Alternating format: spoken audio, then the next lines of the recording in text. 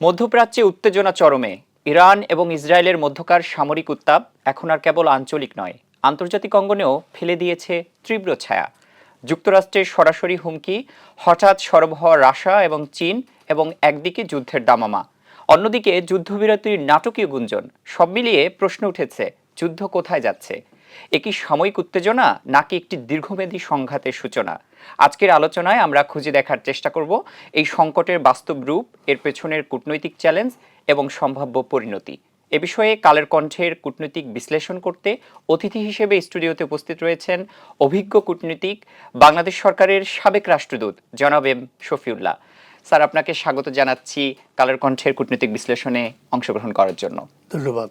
Sir, প্রথমেই যে বিষয়টি দিয়ে শুরু করতে চাই, এই যে মার্কিন ঘাঁটিতে ইরানি হামলার পর ট্রাম্পের যুদ্ধবিরতির একটি সুর, এটি আসলে কিসের ইঙ্গিত বহন করে যখন একটি যুদ্ধের দামামা বেজে চলেছে পুরো মধ্যপ্রাচ্য জুড়ে? এই যুদ্ধ কিন্তু চলছিল এতদিন ইরান এবং ইসরায়েলের মধ্যে। ইসরায়েল 20 জুন অতর্কিতে ইরানের উপর হামলা চালায় এবং তার প্রত্যুত্তরে ইরান ইসরায়েল লক্ষ্য করে ক্ষেপণাস্ত্র পাঠায়। দুদিকে ক্ষতি যথেষ্ট হচ্ছিল, কিন্তু এর মধ্যে 22 জুন আমেরিকা সরাসরি যুদ্ধে অংশগ্রহণ করে। কারণ অবজেক্টিভ ছিল ইরানের যে আণবিক যে প্রজেক্ট আছে সেই প্রজেক্টগুলো নষ্ট করা। ইরান জাতিসংঘের যে এনপিটি বলেন, নিউক্লিয়ার অস্ত্র সম্প্রসারণ, যেটা বাধা নিষেধ আছে, সেই চুক্তিতে কিন্তু স্বাক্ষর করে। তার মানে ইরান কোনো আণবিক বোমা তৈরি করবে না। আণবিক কমিশনের যে নিয়ম, সে নিয়ম হলো যদি কোনো রাষ্ট্র স্বাক্ষর করে জাতিসংঘের এই চুক্তিতে, তাহলে তারা পিসফুল নিউক্লিয়ার এনার্জি করতে পারবে। সেটা বিদ্যুৎ উৎপাদন, জ্বালানি উৎপাদন এবং চিকিৎসা ক্ষেত্রে বিভিন্ন রকম গবেষণামূলক কাজে ব্যবহৃত হয়। ইরান তাই করছিল, এবং যারা এই প্রজেক্ট গ্রহণ করবে তারা কিন্তু আবার জাতিসংঘের একটা অর্গানাইজেশন আছে, IAEA বলে, ইন্টারন্যাশনাল অ্যাটমিক এনার্জি এজেন্সি, এবং তারা ইন্সপেকশন করার ওদের দায়িত্ব। তারা পিরিয়ডিক্যালি এই প্ল্যান্টগুলো তারা ইন্সপেকশন করে। ইরান তাদের যে প্ল্যান্ট ওপেন, তারা বহুবার ইন্সপেকশন করেছে, এবং তাদের যে রিপোর্ট অনুপাতে তারা এখন ইরান কোনো অস্ত্র তৈরিতে নাই। কিন্তু এবং এর পরিপ্রেক্ষিতে 2015 সনে ইরানের সাথে 6টি দেশের চুক্তি হয়। এটা তখন প্রেসিডেন্ট ছিল ওবামা। সেটা হলো জাতিসংঘের 5টি যে স্থায়ী রাষ্ট্র, যেমন আমেরিকা, ব্রিটিশ, ফ্রান্স, রাশিয়া এবং চায়না, প্লাস জার্মানি। এই 6 দেশের সাথে চুক্তি হয় যে নিউক্লিয়ার অস্ত্রে তারা যাবে না, এবং তারা পিসফুল এনার্জির জন্য এটা করবে। তার পরিবর্তে আমেরিকা ইরানের উপর বেশ কিছু নিষেধাজ্ঞা দিয়েছিল, স্যাংশন দিয়েছিল, সেটা উইথড্র করবে। এটা চলছিল ঠিকই, কিন্তু 2018 সনে যখন ট্রাম্প প্রথম ক্ষমতায় আসে, তখন কিন্তু তিনি চুক্তিতে বেরিয়ে আসে। এর কারণ ছিল এই চুক্তি কিন্তু ইসরায়েল মেনে নেয়নি। ইসরায়েলের প্রধানমন্ত্রী নেতানিয়াহু এটা চুক্তির বিরুদ্ধে ছিল। সুতরাং রিপাবলিকান যে প্রেসিডেন্ট ট্রাম্প, উনি কিন্তু আবার ইসরায়েলের 100% ইসরায়েলের পক্ষপাতী। সুতরাং তিনি চুক্তি বেরিয়ে করে আসেন এবং ইরানকে বারবার চাপ দিচ্ছিল নতুন একটা চুক্তি করার জন্য। সেই চুক্তিতে হবে যে ইরান কোনো অবস্থাতেই তার আণবিক কার্যক্রম চালাতে পারবে না, টোটালি তাদের বন্ধ করে দিতে হবে। সেই যে চলছিল মাঝখানে, এই মিটিংটা চলছিল এই জুন মাসের প্রথম সপ্তাহে। এই মিটিং যখন চলছিল তখন এই নতুন সত্য দেওয়া হয়, তখন ইরান বলছে যে আমরা তো এই সত্য মানবো না, আমরা তো জাতিসংঘের এনপিটিতে স্বাক্ষর করেছি এবং আমরা আপনাদের প্রজেক্ট সবসময় ইন্সপেকশন হচ্ছে, তখন কিন্তু এর মধ্যে কিন্তু 10ই জুন ইসরায়েল ইরান আক্রমণ করে। তো এটাতে একটা ইসরায়েলের সাথে প্রেসিডেন্ট ট্রাম্পের যে আন্ডারস্ট্যান্ডিং, তার যে কমিটমেন্ট টু ইসরায়েল, যে ইরানের অস্ত্র ভাণ্ডার এটা তারা নষ্ট করবে, সেই জন্য যে যুদ্ধ আরম্ভ হয়, তখন ছিল এটা দ্বিপাক্ষিক, ইরান এবং ইসরায়েলের মধ্যেই। কিন্তু 10 দিন 12 দিনও দেখা গেল যে ইরানের যে শক্তি, এটা আগে প্রমাণিত হয়নি, কারণ সেই সুযোগ আসেনি। তারা কিন্তু ইসরায়েলকে যথেষ্টভাবে নাকাল করেছে, এবং তাদের ইসরায়েলের এত বছর জন্য যে একটা ইয়ে ছিল যে ইসরায়েলকে কেউ ক্ষতি করতে পারবে না, অস্ত্র সম্ভারে ইসরায়েলের কাছে কেউ পৌঁছতে পারবে না, ধ্বংসাত্মক কাজে ইসরায়েলের কাছে কোনো আরব দেশ, কোনো মুসলিম দেশ দাঁড়াতে পারবে না। আপনি যেটি বললেন যে ইরান যথেষ্ট নাকাল করে ছেড়েছে ইসরায়েলকে, এই যুদ্ধের প্রেক্ষাপটেই যদি জানতে চাই যে আসলে উভয় পক্ষের আসলে এই যুদ্ধে কার কতটুকু ক্ষয়ক্ষতি হলো এবং ইরান আসলে কোন জায়গাগুলোতে ইসরায়েলকে এক্ষেত্রে মোকাবেলা করতে পেরেছে বা ক্ষতি সাধন করতে পেরেছে বলে মনে হয়? এখনো বলা মুশকিল। ক্ষয়ক্ষতি, যুদ্ধের ক্ষয়ক্ষতি নানাভাবে হয়। একটু দেখা যায় ধ্বংসাবশেষ দেখা যায়, একটু তার অর্থনৈতিক ক্ষতি, তার অ্যাসেট ক্ষতি, নানা ধরনের হিসাব নিকাশ হয়। তো সেটা অস্ত্রের ক্ষতি, অস্ত্র ভাণ্ডারের ক্ষতি, মানুষের মোরালের ক্ষতি, সব কিছু হয়। কত লোক মারা গেল, কত লোক উন্ডেড হলো, তো এটা নিরূপণ করা খুবই মুশকিল। এবং যেটা বলি, এই যে একটা পাল্টা জবাব পেয়েছে ইরান থেকে, সেটা অকল্পনীয় ছিল আমেরিকা এবং ইসরায়েলের জন্য। কারণ বিগত 40 বছরের পরের বছরে ইসরায়েলকে কেউ আঘাত করতে পারেনি। একচিটিয়া মনোপলি ছিল ইসরায়েলের, কিন্তু প্রথমবারের মতো এটা আঘাতটা আসছে। এবং যেহেতু ইসরায়েল একা পাচ্ছিল না, তখন 22শে জুন ট্রাম্প অ্যাটাক করে ইরানের 3টি নিউক্লিয়ার সাইট, প্রজেক্টের সাইটগুলো করে। এবং তাও করে কীভাবে? B-2 বম্বার, এটা সবচেয়ে মারাত্মক ক্ষতি করে। এটা মাটির নিচে অনেক গভীরে যেতে পারে, এবং এটা যে বিপুল একটা অঞ্চল ক্ষতি করতে পারে। 125টি এরকম উড়োজাহাজ দিয়ে অ্যাটাক করা হয়। স্যার, আপনি নিশ্চয়ই ওই যে বাংকার বাস্টার বোমা রয়েছে সেটির কথা ওদের বলছিলেন। কথা বলছি, হ্যাঁ। কারণ ইসরায়েল বহু চেষ্টা করে করতে পারেনি, এবং মোটামুটি ক্ষয়ক্ষতি দুদিকেরও হচ্ছিল। তবে ইরানের যে ক্ষতিটা হয়েছে প্রথম চোটে, সেটা হলো যে তাদের সশস্ত্র বাহিনীর বেশ কিছু কমান্ডার নিহত হন, এবং অত্যন্ত স্কিলফুল, খুব উচ্চ লেভেলের, উচ্চমানের আণবিক বিজ্ঞানী নিহত হন। তো সেটা ইরানের জন্য একটা সেটব্যাক, কিন্তু ইরান সে রিকভারি করতে পেরেছে, they could hit back successfully on Israeli soil.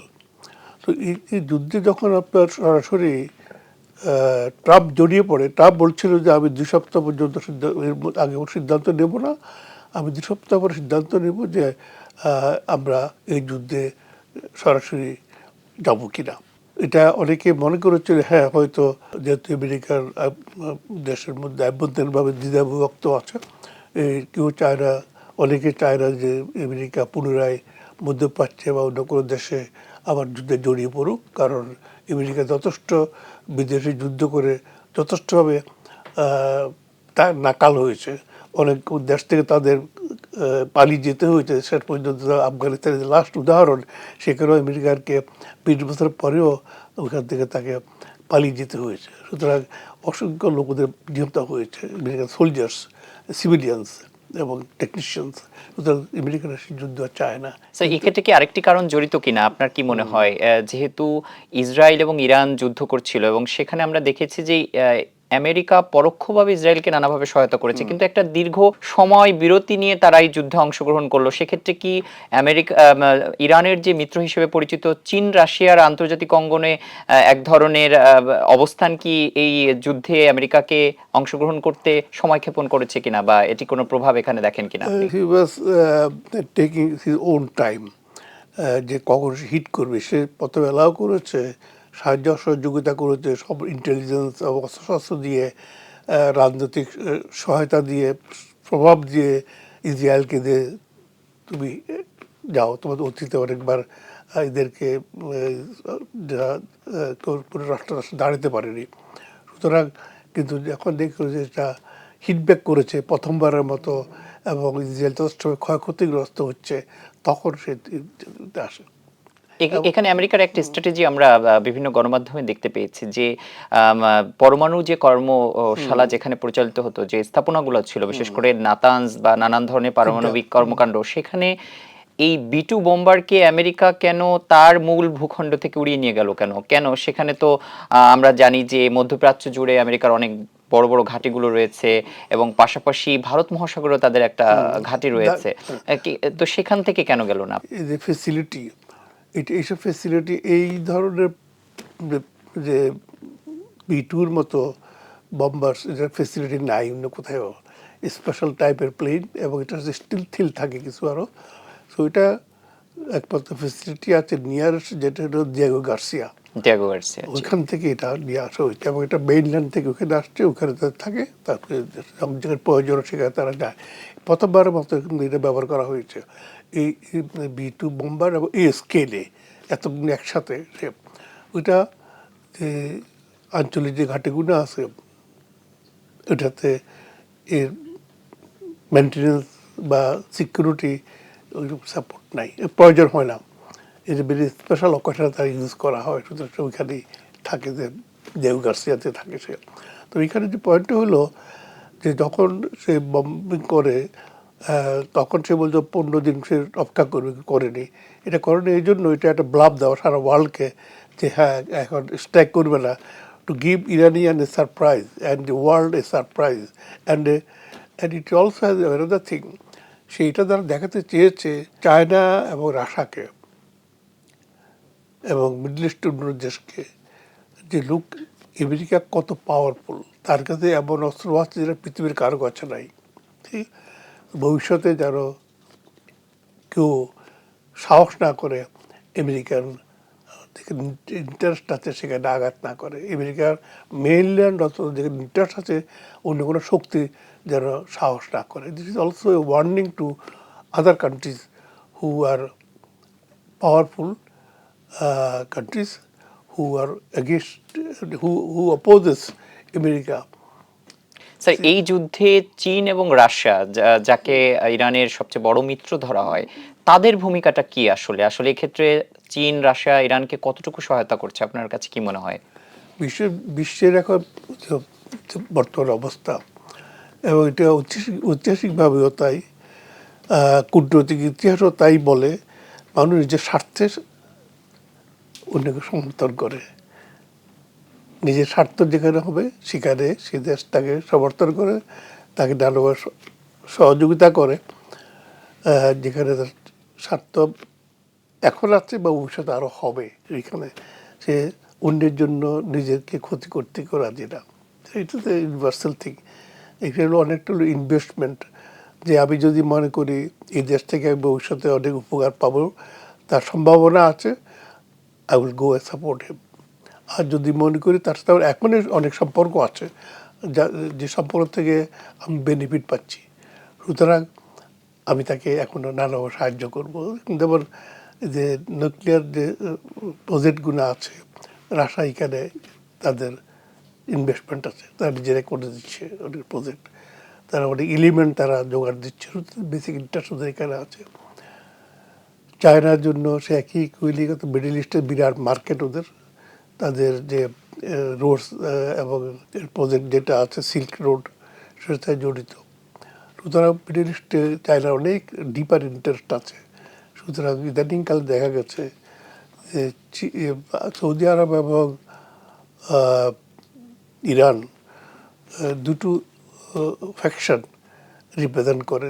সৌদিরা করে সুন্নি ওয়ার্ল্ড আর ইরান করে শিয়া। সো এদের ভিতরে টেনশনটাকে, ইরান হলো শিয়াদের নেতা আর সৌদি বলো সুন্নিদের নেতা, ওই টেনশনের মধ্যে পুরা মুসলিম ওয়ার্ল্ড ডিভাইডেড হয়ে গেছে। চীন এই সুযোগটা গ্রহণ করেছে, তারা এই দুই দেশের ভিতরে একটা সমঝোতা করে দিয়েছে। এটা দেওয়ার উদ্দেশ্য হলো যে যদি ডিভাইডেড হয়ে যায়, অনবরত যুদ্ধের ভিতরে থাকে, তখন তাদের যে ইন্টারেস্ট, চায়না ইন্টারেস্ট ক্ষতি হবে। সেটা কি, তেল গ্যাস আসে মিডল ইস্টের থেকে, চায়না হলো সবচেয়ে বড় সাপ্লাই হলো ওরা। তো ওখানে যদি কোনো সারাক্ষণ যদি যুদ্ধ বিগ্রহ থাকে, তাহলে চীনের ইন্টারেস্ট ক্ষতি হবে। 2 নম্বর ইন্টারেস্ট হলো চায়না একটা এক্সপোর্টিং কান্ট্রি, তারা সারা ওয়ার্ল্ডে তাদের মার্কেট। মিডল ইস্টে বাইং পাওয়ার, প্রচুর বাইং পাওয়ার, ওদের এত বাইং পাওয়ার, ওদের এত বেশি ক্রয় ক্ষমতা, সবচেয়ে বেশি ওয়ার্ল্ডের তুলনায় এই অঞ্চলটা, কারণ richest people live in that area. So তাদের যে বিলিয়নস অফ ডলারের বিজনেসটা ক্ষতি হবে। সুতরাং So, এই চিন্তাগুলো মাথায় রেখেই তারা এবং তারা চাইছে, তাদের তো ইন্ডাস্ট্রিয়ালাইজ কান্ট্রি চায়না, তাদের এনার্জি রেগুলার সাপ্লাই দরকার। সুতরাং সেই জন্যই তারা দেখেছে যে এই দুটো পাওয়ারফুল কান্ট্রি, মধ্যপ্রাচ্য দুটো oil rich country, gas rich country, যদি ওদের ভিতরে সমঝোতা করে দেওয়া যায়, তাহলে চায়না তার ইন্টারেস্ট সার্ভ হবে এবং ওই অঞ্চল লোকজনেরও হবে, অনেক শান্তি থাকবে এবং যে প্রসপারিটি, তার অংশ চায়নাও পাবে, চায়নার বিজনেস, ট্রেড, ইনভেস্টমেন্ট ওখানে সেফ হবে। সুতরাং এসব নানা উদ্দেশ্যে, এবং আরও সবচেয়ে বড় জিনিস যে এটা দুটা বিবদমান শক্তির ভিতরে যেসব আরেকটা শক্তি যদি সমঝোতা করে দিতে পারে, সেখানে তার লিভারেজটা অনেক বেড়ে যায়, তার এটা তার প্রেস্টিজ অনেক বাড়ে, এবং দ্যাট ইজ অলসো মধ্যস্থতাকারী হিসেবে তার হিসাবে তার সুনাম গুডউইল অর্জন করে। এবং এটা অন্যান্য দেশেও এটা তখন, হ্যাঁ, সমাদৃত হয়। এই কার্য সবার কাছে সমাদৃত, তারা দুইটা বিরাট শক্তি, কনফ্লিক্টিং শক্তির ভিতরে একটা সমঝোতা করে দিয়েছে। সো তাদের ইমেজটা সারা ওয়ার্ল্ডে বড় হয়, তো নানা উদ্দেশ্যে তারা করে।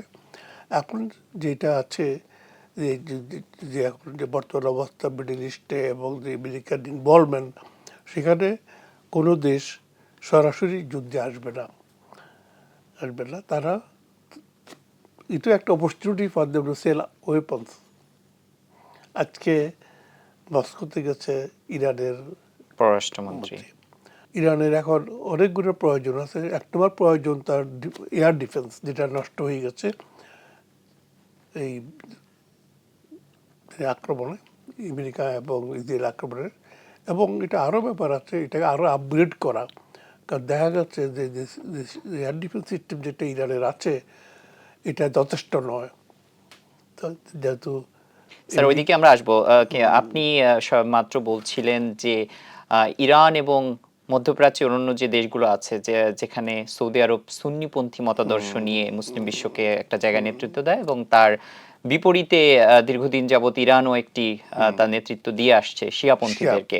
তো সেখানে এই যুদ্ধে আমরা কিছুটা কৌশলী অবস্থান দেখতে পারলাম, যদি আমি ভুল না বলে থাকি। আপনার বিশ্লেষণটা কি? আসলে মধ্যপ্রাচ্যের দেশগুলো অনেকটা অবাক করে দিয়ে তারা আসলে ইরানের পক্ষে অনেকটা দাঁড়িয়ে ইসরায়েলকে বিভিন্ন ধরনের বার্তা দিয়েছে, এটি কেন?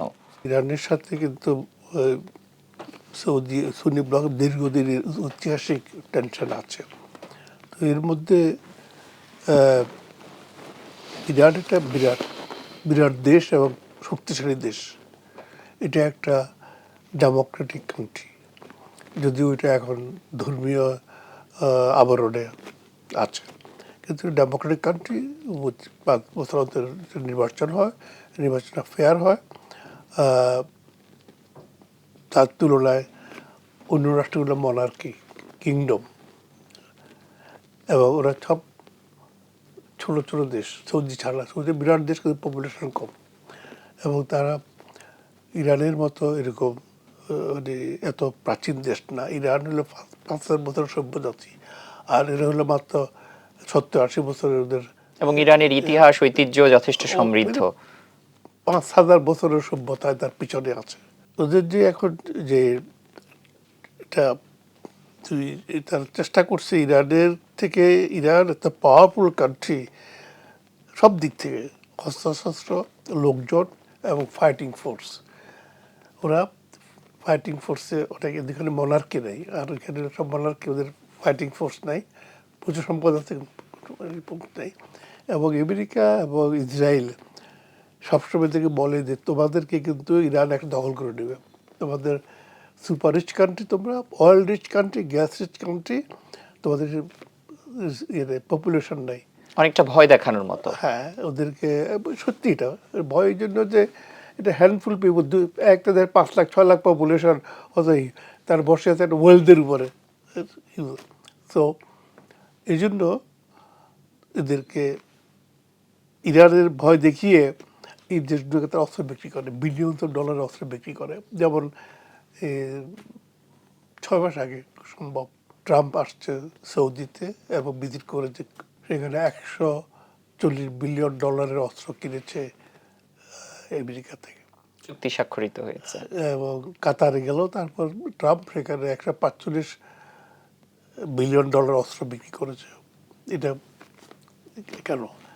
এইটা হলো জাস্ট টু শো দ্যাট তোমরা ইরানের সাথে যুদ্ধ হলে এটা তো কাজে লাগবে। এক, 2 নম্বর হলো এই যে প্রচুর সম্পদ, এটা কিন্তু আমেরিকান ব্যাংকে আছে, ইনভেস্টমেন্টে আছে। এই সম্পদ তো তেল গ্যাস ওরাই কিনে বেশি, টাকাটা ওখানে থাকে।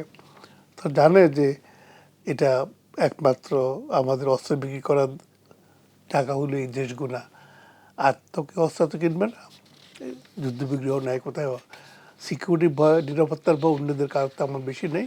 সো ওখানে তারা বিক্রি করেছে। তো এটি যে এদেরকে সামনে রেখে ইরানের ভয় দেখিয়ে এদেরকে অস্ত্র বিক্রি করেছে। So that is western strategy.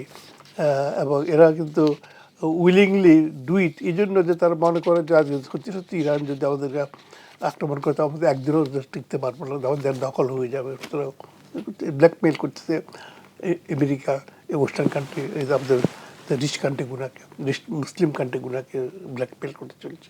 ইরানের সাথে যে ইসরায়েলের যুদ্ধ এবং আমরা সম্প্রতি ইসরায়েলের সাথে প্যালেস্টাইন, বিশেষ করে ফিলিস্তিনের যুদ্ধের কথা এবং লেবাননের যুদ্ধে যে ভূমিকা ইসরায়েলের আমরা একচাটিয়া দেখতে পেয়েছি এবং সেখানে তাদের যে আগ্রাসন, ইরানের সাথে আসলে ইরানের এই যুদ্ধটার কি ধরনের পার্থক্য রয়েছে এবং আসলে আপনার মূল্যায়ন কি প্রসঙ্গে? এটা সম্পূর্ণ একটা আলাদা ধরনের যুদ্ধ হয়েছে।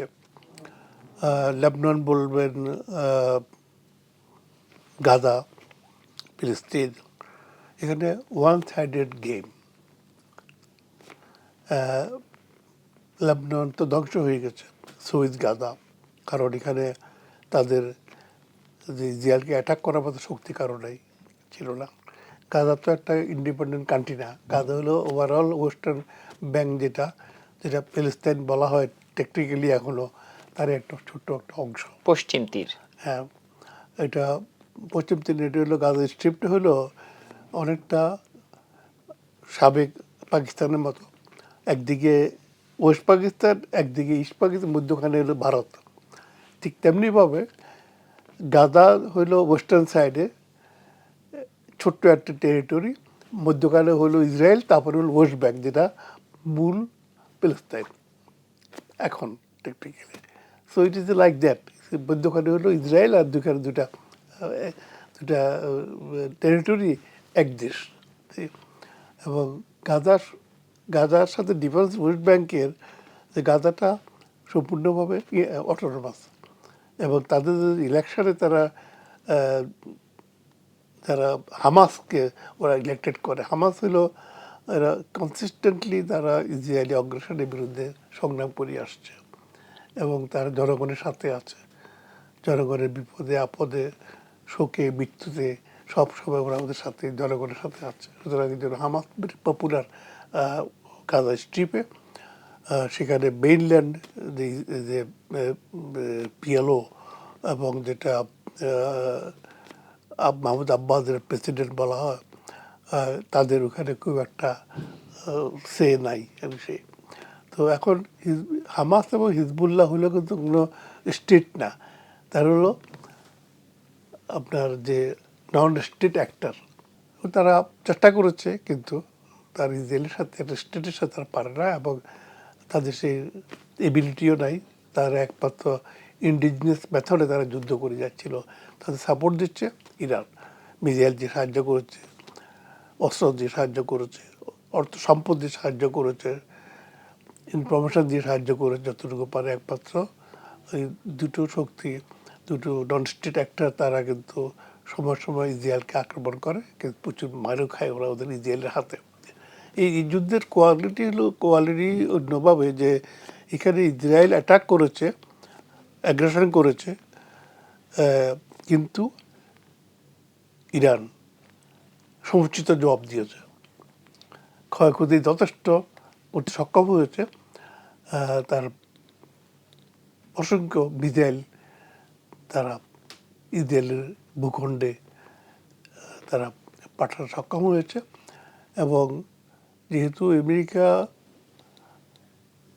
এয়ার ডিফেন্স দিয়েছে ইসরায়েলকে, সেজন্য অনেকগুলো মিসাইল হয়তো হিট করতে পারেনি, কিন্তু এর মধ্যেও যথেষ্ট সংখ্যক মিসাইল ইসরায়েলের বিভিন্ন অঞ্চলে যথেষ্ট ক্ষতি সক্ষম হয়েছে। স্যার, এই আলোচনা যখন করছিলাম তখন যুদ্ধবিরতির একটি আলোচনা সারা বিশ্বে চলছে, এবং সেখানে মার্কিন যুক্তরাষ্ট্রের প্রেসিডেন্ট ডোনাল্ড ট্রাম্প আমরা দেখলাম যে তিনি বারবার যুদ্ধবিরতির কথা বলছেন, যদিও ইসরায়েল এবং ইরানের উভয় পক্ষ থেকে এখনো কোনো ধরনের এ ধরনের স্বীকৃতি বা আনুষ্ঠানিক কোনো ঘোষণা আসেনি। আসলে কিছুদিন আগেই মার্কিন প্রেসিডেন্ট ডোনাল্ড ট্রাম্প হুমকি দিচ্ছিলেন এবং তিনি এটির পাল্টা জবাব দেওয়ার চেষ্টা করছিলেন এবং যেটি করেছেন, কিন্তু এই মুহূর্তে এসে যুদ্ধবিরতি এটি কেন তারা বারবার চাচ্ছে? হ্যাঁ, যুদ্ধবিরতি হয়ে গেছে। ইনফ্যাক্ট সকাল থেকে এটা কিন্তু অ্যানাউন্সমেন্ট হয়েছে, এবং ইসরায়েল প্রথমে গ্রহণ করেছে, পরে ইরানও সম্মত হয়েছে। এটা হয়েছে এই জন্য যে এই অবজেক্টিভটা কী ছিল, ইসরায়েল এবং আমেরিকার অবজেক্টিভ ছিল, নাম্বার ওয়ান ছিল যে নতুন চুক্তি করার চেষ্টা করেছিল আমেরিকা ইরানের সাথে মাস্কাটের 5 দফা মিটিংয়ে, যে পুরোপুরিভাবে যখন ইরান যেন তার আণবিক প্রক্রিয়া বন্ধ করে, টোটালি পিসফুল না, সেখানে তারা রাজি হয়নি। না হওয়াতে জোরপূর্বক তাদের রাজি করানোর জন্য এই যুদ্ধ সূত্রপাত হয়। এখন সেই যুদ্ধের অবজেক্টিভ ছিল নাম্বার ওয়ান, ইরানের যে কয়েকটি নন কেন্দ্র আছে, পারমাণবিক কেন্দ্র ধ্বংস করা। সেখানে তার সফল হয়েছে, কারণ আমেরিকার B-52 বোম্বার দিয়ে তার 125টি বোম্বার দিয়ে সেখানে আক্রমণ করেছে, এবং সেই ব্যাপারে তারা ক্লেম করে দেওয়ার সফল হয়েছে, এটা ধ্বংস হয়ে গেছে। 1 নম্বর অবজেক্টিভ তাদের ফুলফিল হয়েছে। 2 নম্বর হলো যে আজকের কালে যুদ্ধ কিন্তু আর পদাতিক যুদ্ধ হচ্ছে না, ইনফিনিটি মুভ করছে না, এটা এরিয়াল ওয়ার হচ্ছে। এটা হচ্ছে মিসাইল ওয়ার এবং ড্রোনের পাশাপাশি সাইবার ওয়ার রয়েছে সেখানে যুক্ত। এখন হয়েছে কি, মিসাইল তো ছোড়া হয় নিজের দেশ থেকে আরেক দেশে, ওখানে নিজের কোনো ক্ষয়ক্ষতি হয়, প্রাণহানির সংখ্যা থাকে না, কারণ এটা মিসাইল যেখানে ছোড়া হয় বা তৈরি করা হয়, যে স্টক ফাইল বলে যেখানে আছে, জমা আছে, এইটা ধ্বংস করা হলো আরেকটা অবজেক্টিভ ছিল। আমেরিকা এবং ইসরায়েল মনে করে তারা সফলভাবে এটা ধ্বংস করতে পেরেছে। ইরানের যত স্টক ফাইল আছে, লঞ্চিং প্যাড যেখানে ছাড়াও সেটা, এবং যেখানে ম্যানুফ্যাকচার করা সেটা ধ্বংস করতে সক্ষম হয়েছে। কারণ এই 10 দিন তো ইসরায়েল ওসব লক্ষ্য করেই মিসাইল ছেড়েছে, আর আমেরিকার রাত্রে 22 তারিখ রাত্রে 125টি প্লেন অ্যাটাক করেছে, তো ধ্বংস করেছে বলে তারা ক্লেম করছে। স্যার, লক্ষ্য পূরণ হয়েছে, আপনি যেটা বলছিলেন, অবজেক্টিভ তাদের ফুলফিল হয়ে গেছে, এবং তারা মনে করে না যে এই আর এখানে যুদ্ধ করার প্রয়োজন তারা মনে করছে না। সুতরাং সেজন্য তারা এখন সিজফায়ারটা বলেছে যে এখানে তো আমাদের অবজেক্টিভ ফুলফিল হয়ে গেছে, আমরা আবার এখানে কেন যুদ্ধ করতে যাব।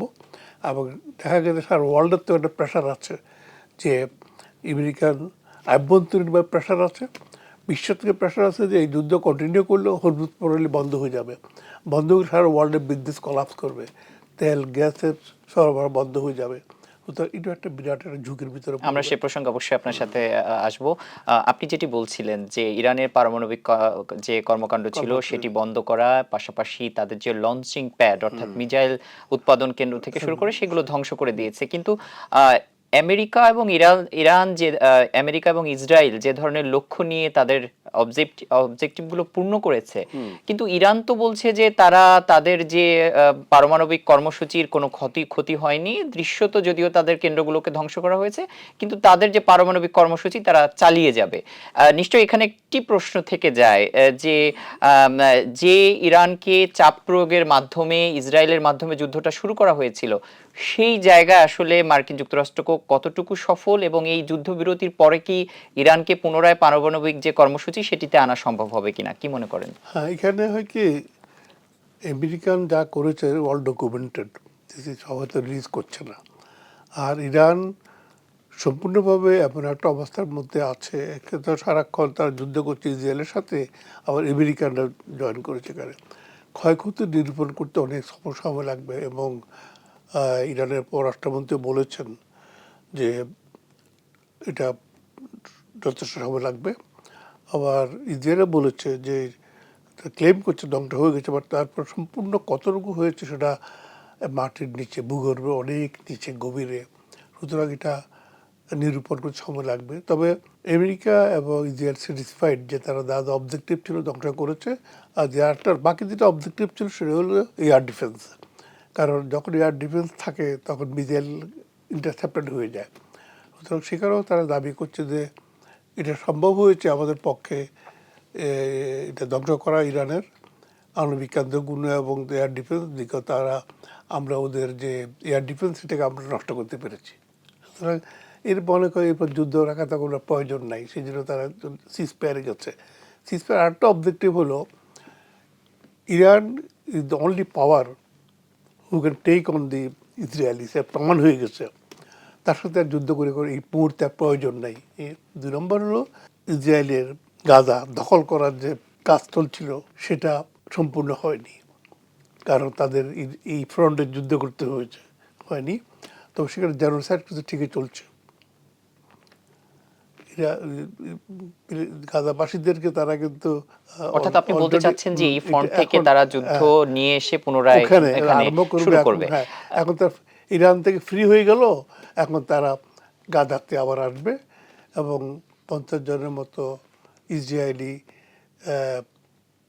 এখনো বন্দী আছে। কিন্তু স্যার আমরা তো প্রায় দেখে থাকি যে মার্কিন যুক্তরাষ্ট্র এবং ইসরায়েল যে ধরনের বিবৃতি দিয়ে থাকে অধিকাংশ ক্ষেত্রে তারা তাদের উল্টোটা করে থাকে। এই যুদ্ধবিরতি কি আদৌ যুদ্ধবিরতি হতে যাচ্ছে, নাকি কোনো ধরনের নাটকীয় কৌশল? এ কারণেই বলছি যে বিভিন্ন গণমাধ্যমের বরাতে প্রায় সময় দেখা যায় যে ইসরায়েলের এই যুদ্ধে ক্ষয়ক্ষতির পাশাপাশি তাদের যে ইন্টারসেপ্টর রয়েছে বা মিসাইল রয়েছে সেই যে ভান্ডার সেখানে একটা বড় সংকট পড়েছে। এখন এই যুদ্ধবিরতির মধ্য দিয়ে আমেরিকা কি কৌশলে ইসরায়েলকে সেই জায়গাটা করে দেওয়ার চেষ্টা করছে কিনা, বা পরবর্তীতে আবারও কোনো ধরনের বড় ফ্রন্টে যুদ্ধ হতে পারে কিনা? যে ceasefire is not end of the war, সাময়িক বিরতি, সাময়িক স্থগিত এটা। সুতরাং এই স্থগিত অবস্থায় কয়েকটা জিনিস হয়, assessment of loss and profit. আমার কতটুকু ক্ষতি হলো, রিকুপ করা যায় কি না সেটা একটা প্রস্তুত থাকবেই। ক্ষয়ক্ষতি নিরূপণও করতে হয়। তারপরে দেখা গেল স্ট্র্যাটেজি চেঞ্জ করতে হবে কি না। আমি যে মেথডে যুদ্ধ করলাম, এই মেথডে আমি কতটুকু আমি অ্যাচিভ করতে পেরেছি। এখন যদি আমি পুরোপুরি অ্যাচিভ না করতে পারি, কেন পারিনি, আমাকে তার নতুন কী করে করতে হবে সে একটা স্ট্র্যাটেজি খুঁজে বাইর করা। তো যুদ্ধবিরতি যুদ্ধের শেষ নয়। এখানে আরও একটা ব্যাপার আছে, আপাতত হয়তো যুদ্ধবিরতি মেনে নেবে, কিন্তু ইরান বলছে যদি কোনোভাবে আবার যদি এটা বিচ্যুতি ঘটে আমরা এটার পাল্টার ব্যবস্থা নেব। সে কথা কিন্তু ইসরায়েলও বলছে যদি এটা বিচ্যুতি ঘটে আমরা কিন্তু আবার আসবো। তার মানে কিন্তু দুই সাইড প্রিপেয়ার্ড হয়ে আছে, আপাতত ফায়ার করছে না। এটা হলো যুদ্ধ বিরতি, এবং এই সুযোগে দুই পক্ষ দেখবে অ্যাসেসমেন্টটা করবে। যেমন ইরানের পররাষ্ট্রমন্ত্রী মস্কো সফরে আছেন, এবং তার উদ্দেশ্য হলো নানাবিধ। এক নম্বর যেটা আসে সেটা হলো এয়ার ডিফেন্স। রাশিয়ার S-4000, এটা ইকুইভ্যালেন্ট টু আমেরিকার আয়রন ডোম। সুতরাং এটা প্রকিউরমেন্ট করা যায় কিনা সেটা একটা। এয়ার ডিফেন্স ইরানের খুব প্রয়োজন আছে। দুই, নিউক্লিয়ার যে আণবিক যে কেন্দ্রগুলো চলছে তার ভিতরে রাশিয়ান এক্সপার্টরা কাজ করছে, অনেক এলিমেন্ট ওখান দেশ থেকে আসে, সুতরাং ওইকে অ্যাসেসমেন্ট করা কতটুকু ক্ষতি হলো কী করবে এবং সেটা একটা ব্যাপার আছে। রাশিয়ান এক্সপার্টরা ওখানে ওই দেশে এখনও আছে, ওইটা একটা ব্যাপার। দ্বিতীয়ত হলো যে সাপোর্ট, ইন্টারন্যাশনাল সাপোর্ট, যেটা রাশিয়া মনে করা হয় যে স্টিলের নাম্বার টু, যদিও আমেরিকার সাথে নাম্বার টু কেউ এখন আর নাই, বাট স্টিল রাশিয়ার এখন অসুবিধা হলো যে রাশিয়া অলরেডি ইউক্রেনে যুদ্ধে রত, সেখানে একটা কনস্ট্যান্ট আছে, সেখানে তারা চাইবে না আমেরিকার সাথে কোনো হেড অন কোয়ালিশন করতে চাইবে না। অলরেডি তারা ন্যাটোর চাপে আছে, ন্যাটোর মিটিং হচ্ছে কিন্তু দি হেগে এখন।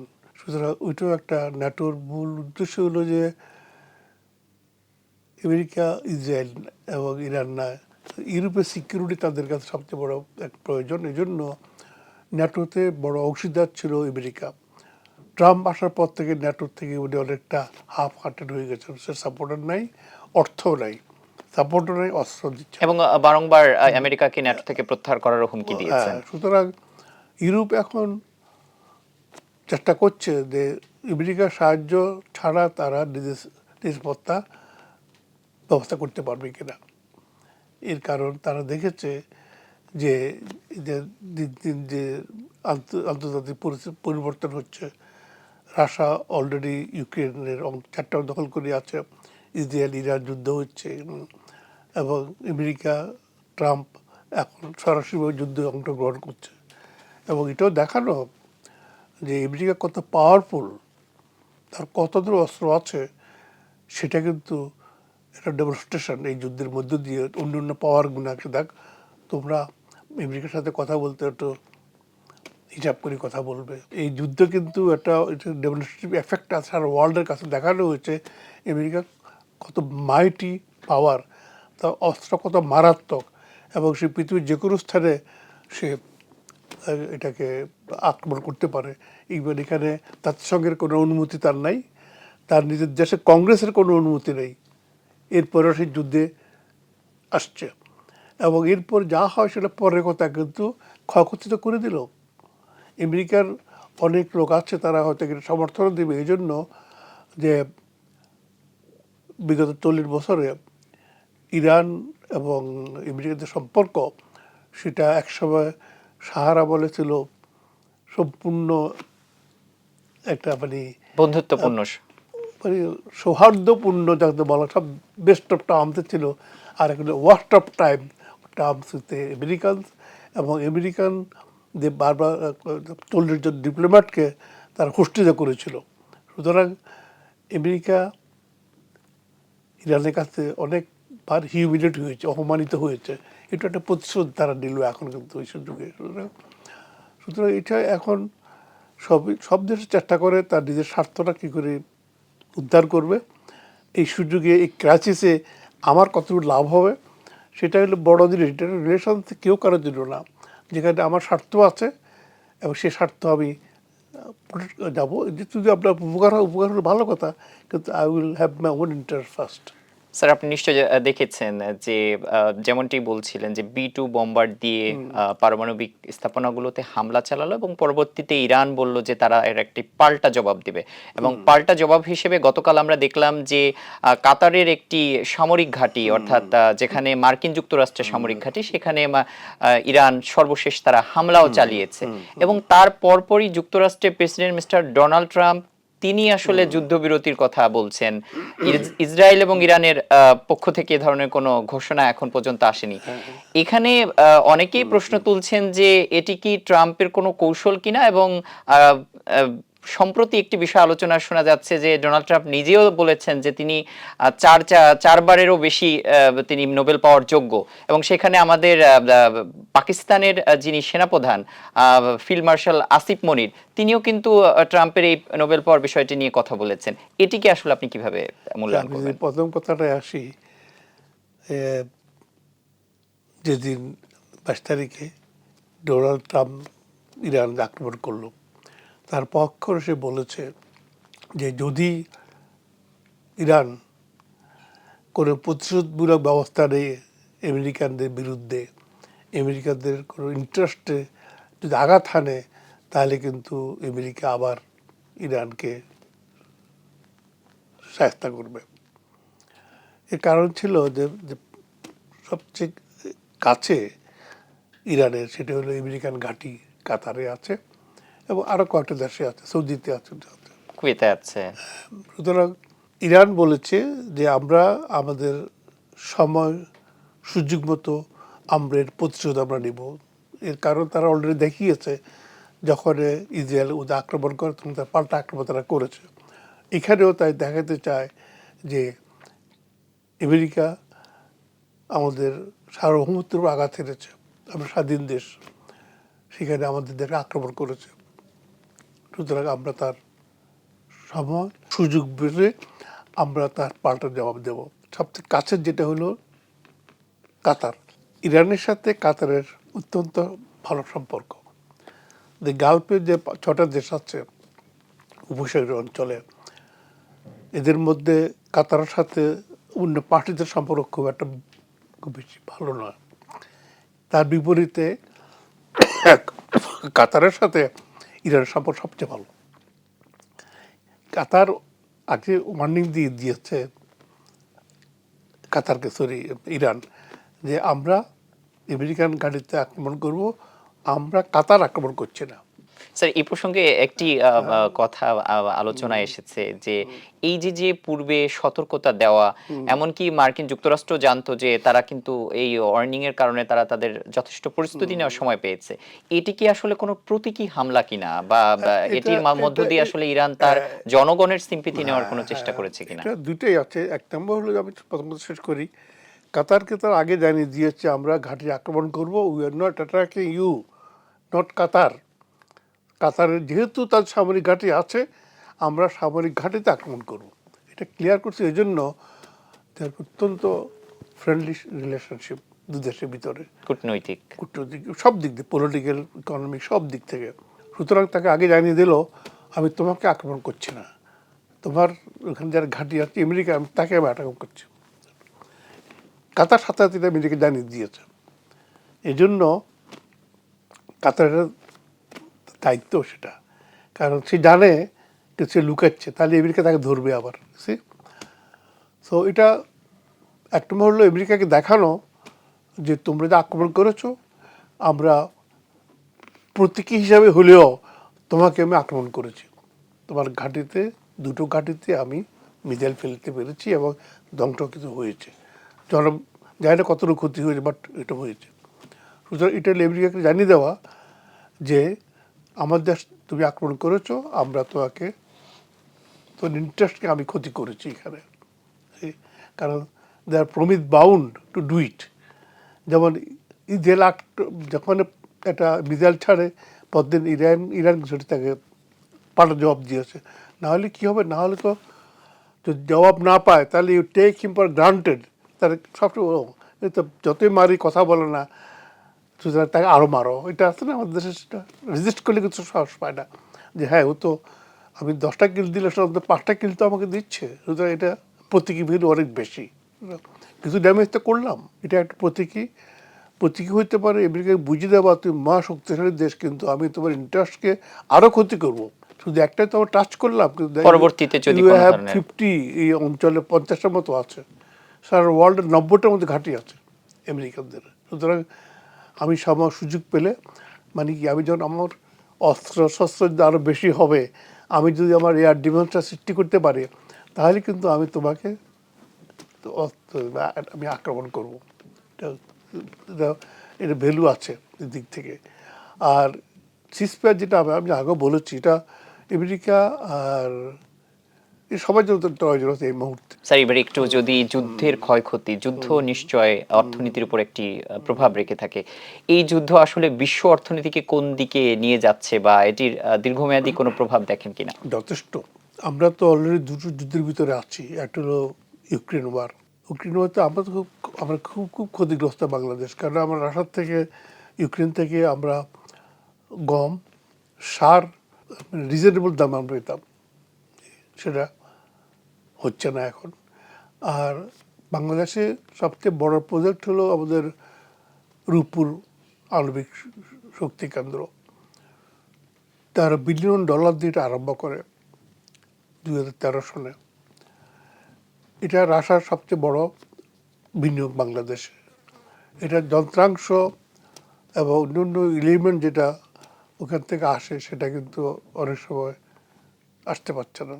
তো আমরা সাফার করে আসছি। মধ্যপ্রাচ্যে ইরান এবং ইরাক এবং মধ্যপ্রাচ্যে গাজায় ইসরায়েলের যে হামলা এত দীর্ঘদিনের হত্যাযজ্ঞ চলছে, ওখানে শিপিং টিপিং মধ্যে অসুবিধা হচ্ছে, আবার অনেকে সাফার আমরা করছি। আর এই যুদ্ধটা আমরা সবচেয়ে বেশি আমরা এফেক্টেড হবো। এই জন্য আমাদের তিনটা জিনিস এফেক্ট হবে ইমিডিয়েটলি। একটা হলো আমাদের বিমান চলাচল, 2 নম্বর হলো আমাদের যে অ্যাবাউট 40 থেকে 50 লক্ষ বাংলাদেশি মধ্যপ্রাচ্যে কর্মরত আছে। আমাদের সবচেয়ে বড় বিদেশে আমাদের যে বাঙালি যারা আছেন মধ্যপ্রাচ্যে আছে, এবং সেখান থেকে $1 বিলিয়ন আমরা রেমিটেন্স পাচ্ছি। এই যুদ্ধ আমাদের জন্য সবচেয়ে ক্ষতিকর, সব দেশের জন্য ক্ষতিকর, আমাদের সবচেয়ে বেশি ক্ষতিকর। কারণ আমরা ছোট্ট একটি দেশ, ছোট্ট একটা ইকোনমি। আমাদের রেমিটেন্স ছিল আমাদের সবচেয়ে 2 নম্বর আমাদের বিদেশি মুদ্রা আহরণের ক্ষেত্র। একটা আর হলো আমাদের গার্মেন্ট ইন্ডাস্ট্রি। আমাদের গার্মেন্ট ইন্ডাস্ট্রি আমরা এক্সপোর্ট করি পশ্চিম দিকে, ইউরোপ এবং আমেরিকাতে। তো এখন শিপিং লাইন যদি বন্ধ হয়ে যায় বা টেনশন হয়, তখন তো আমাদের গার্মেন্ট এক্সপোর্ট করতে আমাদের অসুবিধাটা হবে। আর একটা হলো আমাদের তেল গ্যাস আমরা মধ্যপ্রাচ্য থেকে আনি, সৌদি, আবুধাবি এবং কাতার থেকে। তো ওটা তো আমাদের বন্ধ হয়ে যাবে। অর্থাৎ একটি বড় ধরনের ক্ষতি আমাদের অর্থনীতি, বৈশ্বিক অর্থনীতির পাশাপাশি আমাদের সবচেয়ে কারণ আমাদের এত ছোট্ট ইকোনমি, আমাদের ইনকামের সোর্স হলো outside Bangladesh, garment industry, garment export আর রেমিটেন্স। সুতরাং দুটো ইনকাম সোর্স আমাদের বন্ধ হয়ে যাবে তাহলে। তো আমাদের সবচেয়ে ক্ষতির কারণ বেশি আমাদের। স্যার, আমরা অনুষ্ঠানের একদম শেষ পর্যায়ে চলে এসেছি। একটু জানতে চাই, দীর্ঘদিনের কর্ম অভিজ্ঞতা, কূটনৈতিক বিভিন্ন মিশনে আপনি কাজ করেছেন, রাষ্ট্রদূত হিসেবে নিয়োজিত ছিলেন। এই যুদ্ধ আসলে সামরিক পদক্ষেপের থেকে কূটনৈতিকভাবে সমাধান করার কোনো জায়গা রয়েছে কিনা, দেখেন কিনা? পাশাপাশি আমাদের বর্তমান যে ভৌগোলিক অবস্থান বাংলাদেশের, আমরা কূটনৈতিক এবং সামরিকভাবে কতটুকু শক্তিশালী এবং আমাদের কোন কোন জায়গাগুলোতে আরও বেশি কূটনৈতিক তৎপরতা গ্রহণ করা উচিত? দেখুন, দিন শেষে যেটা হয়, দিন শেষে কূটনীতির কাছে ফিরে আসতে হয়। ইসরায়েল, ইরান এবং আমেরিকার যুদ্ধ হলো, তার পরিণতি কী হলো? পরিণতিতে হলো আবার কূটনৈতিক পর্যায়ে ফিরে আসা। 3 দেশের সাথে কথাবার্তা হয়েছে, আমেরিকা, ইরান এবং ইসরায়েলের সাথে। কোথায় হয়েছে? কাতারে, দোহাতে। কাতার আমির 3 পক্ষের সাথে যোগাযোগ করেছে। এটা কিন্তু কেউ জানে না বাইরে। এটা কূটনৈতিক পদ্ধতি। কূটনৈতিক পদ্ধতি হলো যেটা পাবলিক জানবে না। একটা পর্যায়ে আসলে তখন এটাকে প্রকাশ করা হয়। এর মধ্যে অনেক রকম কথাবার্তা হয়। এক পক্ষ বলবে যে হ্যাঁ আমি রাজি আছি, বাট এই কন্ডিশন ফুলফিল করতে হবে। আর বলবে যে না, আমি এটা মানি না, আবার এটা মানতে হবে। এটাকে 3 পক্ষ, অর্থাৎ যেটা 2 সমঝোতা। পক্ষকে একসাথে নিয়ে আসা হইলো, এটা গোপনে হয়। কাতার দেখেন কেন বলছে কাতার কত ইম্পর্টেন্ট। যদিও কাতারে ইরান আক্রমণ করেছে একে, তা বলছি ক্লিয়ার করছে এই জন্যই কাতার কি প্লেয়ার আজকের থেকে না, বহু বছর থেকে এই অঞ্চলের জন্য। সুতরাং Qatar is played a silent outside flood light diplomacy. এদের 3 দলকে রাজি করিয়ে তারা এই সিজফায়ার করিয়ে দিল, যেটি কাতার বরাবর অন্যান্য ক্ষেত্র দেখিয়ে করেছে। আসছে। এর আগেও তারা করেছে। তারা আফগানিস্তানের যে তালেবানের সাথে যে তালেবান সাথে যুদ্ধের, আমেরিকার, হ্যাঁ, তালেবানের সাথে পাকিস্তানের, অন্য সবাই সাথে তারা কিন্তু এমনকি আমরা দেখেছি যে এই প্যালেস্টাইন ইস্যুতেও তারা যথেষ্ট ভূমিকা করেছে। রেখেছে। সুতরাং এটা কিন্তু তারা করে খুব পাবলিসিটির জন্য করে আগে থেকে বলে না, কাজ শেষ হয়ে গেলে তখন এটাকে অ্যানাউন্সমেন্টটা হয়। So at the end of the day কোথায় ফিরে আসলাম আমরা? Came back to diplomacy. এটাই হলো, এই জন্য সবচেয়ে বলা হয় ডিপ্লোমেসি যদি ফেল হয় তখন যুদ্ধ আরম্ভ হয়। সুতরাং বেস্ট হবে যুদ্ধে না দেওয়া, ডিপ্লোমেসির মাধ্যমে, আলাপ আলোচনার মাধ্যমে, গিভ অ্যান্ড টেক মাধ্যমে যে কোনো সম্পর্ক সুরাহা করা অথবা এটা স্থগিত রাখা, যুদ্ধে দেওয়া না। যুদ্ধে আলটিমেট লাভ কার হলো? সবার ক্ষতি হয়েছে। স্যার, সর্বশেষ একটু জানতে চাই, বাংলাদেশ আসলে কূটনৈতিক জায়গায় কোন অবস্থানে রয়েছে, এবং বিশ্বে যখন যুদ্ধের একটা পরিস্থিতি বিরাজ করছে সেখানে মিয়ানমার, ভারত এবং আনুষঙ্গিক অনেক প্রতিবেশীর সাথে আমাদের অনেক স্বার্থের জায়গা রয়েছে। এক্ষেত্রে বাংলাদেশের আসলে কূটনৈতিক জায়গাটা কতটুকু শক্তিশালী, বা সামরিক জায়গায় আসলে বাংলাদেশ কোন অবস্থানে আছে? এখন হয় কি, আমরা আমাদের বুঝতে হবে যে আমাদের একটা ছোট দেশ, একটু হলো এক নম্বর, এবং আমাদের ভৌগোলিক অবস্থাটা কোথায়। আমরা একটা দেশ দ্বারা আমরা তিন দিকে আমাদের একটা মহাশক্তি ভারত দ্বারা আমরা চারদিকে ভৌগোলিক অবস্থা আমাদের এরকম। তো যেটা আমাদের ডিসঅ্যাডভান্টেজ, অ্যাডভান্টেজ হলো এখানে যে আমরা বে অফ বেঙ্গল সি, আমরা আউটলেটটা যেটা আছে, আমরা ল্যান্ডলক নই, এবং এটা বিরাট অ্যাডভান্টেজ। আরেকটা অ্যাডভান্টেজ হলো আমরা ভারতের দুটো অংশের মধ্যে আমাদের ভৌগোলিক অবস্থান। আমাদের পূর্ব দিকে ভারতের 7টি প্রদেশ, পশ্চিম দিকে হলো মেইনল্যান্ড ভারত। সুতরাং এর মধ্যে আমাদের ভৌগোলিক অবস্থান, সেটা আমাদের একটা অ্যাডভান্টেজ। আমাদের অর্থনৈতিক অবস্থা, আমাদের যে 17-18 কোটি জনগণের তুলনায় আমাদের অর্থনৈতিক অবস্থা অত্যন্ত ছোট। সেই হিসাবে আমাদের সামরিক বাহিনীও ছোট, অস্ত্র কেনারও আমাদের এবিলিটি কম। আর তার একটা লিমিট আছে আমরা কতটুকু কিনবো, কারণ আমাদের তো আরও প্রায়োরিটি আছে। সুতরাং এইসব আমাদের মতো ছোটো দেশের হলো সবচেয়ে হলো ডিপ্লোমেসি, যে সবার সম্পর্ক ভালো রাখা, বিশেষ নেইবারদের সাথে। ডিপ্লোমেসি বলতে যে শুধু আমরা যারা ডিপ্লোম্যাট তারা নয়, রাজনীতিবিদদেরও সবচেয়ে বড় ডিপ্লোম্যাট। কারণ তাদের ভিশন অনেক বড় ভিশন তাদের, এবং সেখানে দরকার আমাদের ওয়াইজ লিডারশিপ। যদি আমাদের রাজনীতিবিদদের মধ্যে যে ওয়াইজ, জ্ঞানী, দূরদর্শী ব্যক্তিত্ব থাকেন, তাহলে কিন্তু আমরা থ্রু ডিপ্লোমেসি আমরা অনেক দূর এগিয়ে যেতে পারি। যেমন ধরেন মালয়েশিয়া আজকে অনেক উপরে চলে গেছে, যুদ্ধবিগ্রহ করতে হয়নি ওদের কিন্তু। সিঙ্গাপুর অনেক টপে চলে গেছে, সাউথ কোরিয়া। তো এইসব দেশে আমাদের শিক্ষার আছে। ইভেন ভারতের মহাদেশ, কিন্তু আমাদের ভুলে চলবে না সে কোথায় তারা যাচ্ছে, বিকজ অফ ওয়াইজ লিডারশিপ। যদি ওয়াইজ লিডারশিপ থাকে তখন ডিপ্লোমেসি বিকেম ইফেক্টিভ অলসো। মানুষ সম্মান করে অমুক দেশের ডিপ্লোম্যাট, আমি তখন সম্মান করে। আর যদি জানা যায় না আমার দেশ কোনো দিকেই নেই, সুতরাং আমাদের পুরো দেশের জন্য সবচেয়ে হলো অর্থনৈতিক প্রবৃদ্ধি, তারপরে হলো সায়েন্স অ্যান্ড টেকনোলজি। আজকে যুদ্ধ দেখেন, পদাতিক বাহিনী যুদ্ধ করতে আসেনি, সায়েন্স অ্যান্ড টেকনোলজি ওয়ারফেয়ার হচ্ছে। এখানে কৃত্রিম বুদ্ধিমত্তার মাধ্যমে যুদ্ধ হচ্ছে, আইটির মাধ্যমে যুদ্ধ হচ্ছে, ডিসইনফরমেশন ছড়ানো হচ্ছে। আজকে যে এত ক্লেইম আমরা শুনছি, কোনটা কতটুকু সত্য মিথ্যা আমরা যাচাই করতে পারছি না। ওয়ারফেয়ার ওই দিকে চলে গেছে। সুতরাং সেখানে আমাদের সবচেয়ে প্রয়োজন, ছোট দেশের জন্য বিশেষ করে, যে সায়েন্স অ্যান্ড টেকনোলজি, বিজ্ঞান প্রযুক্তি এবং কৃত্রিম বুদ্ধিমত্তা এর উন্নয়ন সবচেয়ে বেশি প্রয়োজন আমাদের। এটি আমাদের একটা শক্তি হতে পারে। আমরা যতই অস্ত্র কিনি না কেন, তার লিমিট আছে। এই অস্ত্র দিয়ে কার সাথে আমি যুদ্ধ করবো, সেটার লিমিট আছে। কার সাথে ডিফেন্ড আমি কতটুকু করতে পারবো এই অস্ত্র দিয়ে। সুতরাং আমাদের ছোট দেশের জন্য সবচেয়ে হলো যে আমরা মানব সম্পদ উন্নয়ন। অসংখ্য ধন্যবাদ স্যার। অবশ্যই আমরা আমাদের যে পররাষ্ট্রনীতির যে মূল মন্ত্র রয়েছে, friendship to all, malice to none, এই মূল মন্ত্র নিয়ে আমরা সামনের দিকে এগিয়ে যাব, এবং অর্থনৈতিক, কূটনীতি এবং মানব সম্পদ তৈরির জায়গাটি আমাদের গুরুত্ব দিয়ে আমাদের সামনের দিনগুলো আমরা অতিক্রম করব সেই প্রত্যাশায়।